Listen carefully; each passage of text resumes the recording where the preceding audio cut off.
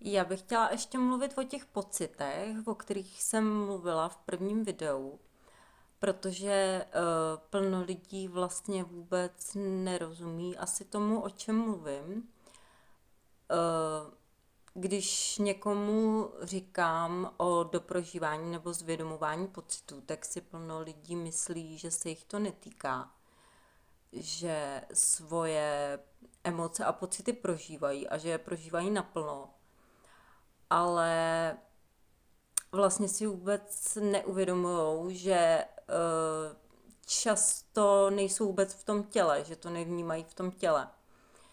Já jsem tohle pochopila právě díky panickým atakám, protože jsem si taky myslela, že svoje tělo plně cítím, ale vůbec mi nedocházelo, že to bylo všechno jenom takový povrchový, že jsem prostě vůbec nešla pozorností do toho těla, že jsem vůbec nevěděla, co se mi v těle děje.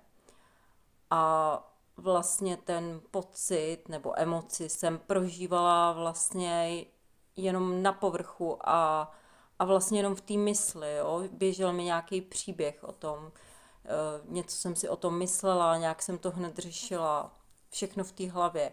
Prostě vůbec jsem pozorností nešla do těla. Vůbec jsem nevnímala, jaká velká energie jsou emoce a pocity. A myslím si, že mnoho lidí, když jim vyprávím o panických atakách, tak si myslí, že se jich to netýká, že jsou to nějaký speciální pocity, nějak, že jsem si to jako moc zablokovala, ale to bylo jenom navrstveno tolik potlačených věcí, že ta energie už prostě musela ven tímhle způsobem. Takže do tohohle bodu všichni určitě dojít nemusí, ale zase plno lidí má třeba deprese nebo úzkosti nebo ta zablokovaná energie, když je silná, tak se vlastně potom projevuje i jako nemoc. Potlačený pocity se projevují i tak, že vlastně prožíváte věci, prostě nejste spokojený v tom, co se vám děje. Dějou se vám situace, které se vám neustále opakujou, vy je chcete změnit a prostě vám to nejde. Tak tohle všechno dělají ty zablokované pocity v těle, protože jsou to v podstatě programy v mysli, jsou to takové adaptace, které jsme si vytvořili už jako malí, ale jsou propojený s tím tělem, takže proto často nefungují techniky, které se zaměřují na práci s myslí, protože ten program žije hlavně v těle a i když to mysl pochopí, tak pokud se nejde do těla, tak se prostě nic nezmění. Mám to zažitý prostě na mnoho věcech. Teď nemluvím o panických atakách, i když to byl vlastně pro někoho, by to byl možná taky zázrak, protože já, když jsem prvně přišla k psychiatričce a řekla mi, že mám panické ataky, tak mi zároveň řekla, že to mám doživotně, že se toho nikdy nezbavím. Jediným řešením byly antidepresiva a touhle cestou jsem fakt jít nechtěla. A dneska jsem prostě bez panických atak.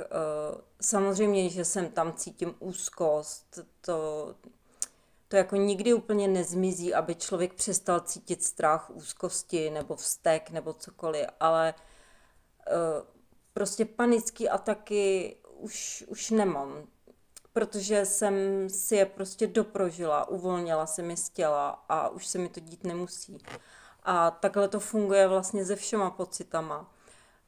I já jsem si třeba i tím, že jsem šla do těla a začala jsem opravdu vnímat, co se v tom těle děje, dovolila jsem se zastavit a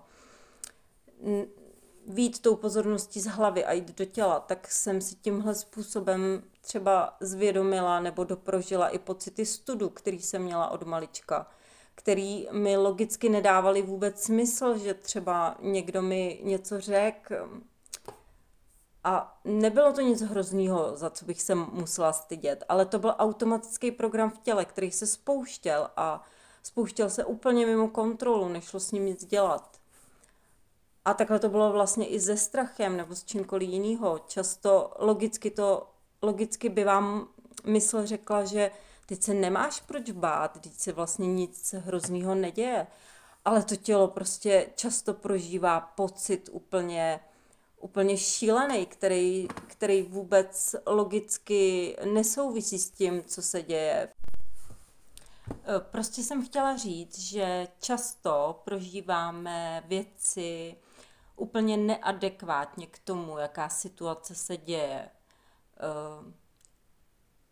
Patří k tomu třeba i to, že kolikrát chcete něco někomu říct někomu ne, nebo se někde ozvat a prostě to nejde, prostě vás to vůbec nepustí, zastaví se vám to tady někde v krku a nejste schopný říct ani slovíčko. Prostě je mnoho takových situací, kde člověk cítí, že ho ovládá něco uvnitř, že by chtěl hlavou logicky udělat něco, ale prostě to tělo mu to nedovolí. Tohle určitě zná každý. Možná někdo míň, někdo víc, ale určitě si myslím, že je plno situací, kdy se vám něco takového stalo. Že se chováte úplně jinak, než byste se chtěli chovat, než vám říká ten rozum. Tak tohle všechno dělají zablokované pocity. Protože třeba i teď to, že na vás mluvím tady na kameru, to prostě před půl rokem a rokem, to bylo pro mě úplně nepředstavitelné. Já jsem si prostě natočila domácí video a nemohla jsem se na sebe ani podívat, mně nešlo vůbec mluvit. Mně nešlo myslet, já jsem nevěděla, co do toho videa mám říkat, mně se úplně zastavilo myšlení. Prostě úplně komický. A pak, když jsem si to natočený video pustila, tak jsem se nemohla poslouchat. A dneska tady na vás mluvím. Je mi úplně jedno, co říkám. Doprožitím a zvědomováním pocitů se člověk osvobozuje vlastně od všech, říká se tomu vlastně programů v mysli, který nás nějakým způsobem omezují a znesvobodňují. Tak tohle jde všechno přes tělo. Všechno, co prožíváte, prostě prožíváte jako v nespokojenosti, všechno, co se vám nelíbí, všechno, co vám vadí, všechny ty strachy, úzkosti, tohle všechno se dá doprožít, zvědomit a ulevit si od toho. A život se potom začne úplně proměňovat. Přestanou vám některé situace vadit, přestanou vám vadit lidi, jak se chovají. Začne vám to připadat všechno, začnete to chápat prostě i jak se chovají jiní lidi. Najednou uvidíte, že oni nemůžou jinak, že vám nedělají nic schválně. Prostě začnete ten život prožívat úplně na jiný úrovni, protože tohle všechno v té hlavě, co tam bylo nahrané v tom dětství a co vlastně drží to tělo, ty různé adaptace, které jsme si vytvořili jako malí, to všechno odpadá a člověk si tím strašně uleví a začne žít úplně jiným způsobem. Začne věci vidět úplně jinak. No a to je asi pro dnešek všechno, co jsem k těm pocitům chtěla nahrát. Prostě jsem jenom chtěla vysvětlit to, o kterých pocitech mluvím, abyste pochopili, že to doprožití, to zvědomění těch znesvobodňujících pocitů se podle mě týká každýho. A jestli chce někdo měnit svůj život, jestli chce, aby se k němu začali lidi chovat jinak, aby on se začal chovat, aby situace nebyly dramata, aby člověk začínal prožívat radost, spokojenost, hojnost, tohle všechno vychází z toho těla a jde o to osvobodit se od těch pocitů. Přes hlavu to prostě nejde, jde to jenom přes tělo.